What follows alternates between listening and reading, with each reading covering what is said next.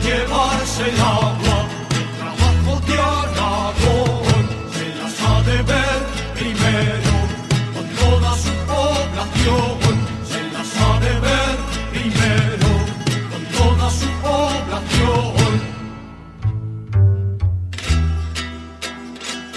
Si por algo hemos estado callados por tanto tiempo,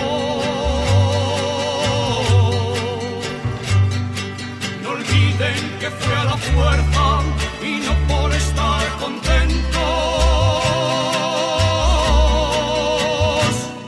La culpa la tienen los amos, los de aquí, los forasteros. Aunque unos lleven chispera y otros vayan de joteros.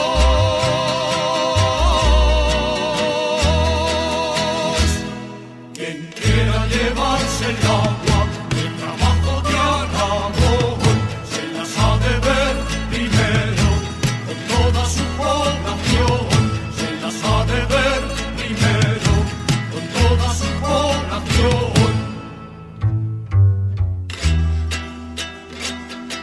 Ya estamos hartos, señores, y aquí nos sale una jota.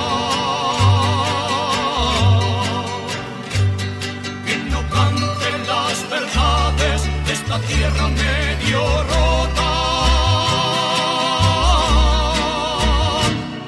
Tenemos que arreglarnos en este pueblo y ciudad,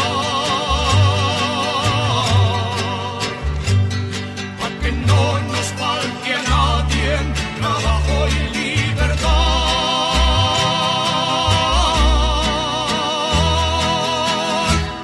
Quien quiera llevarse el agua, el trabajo de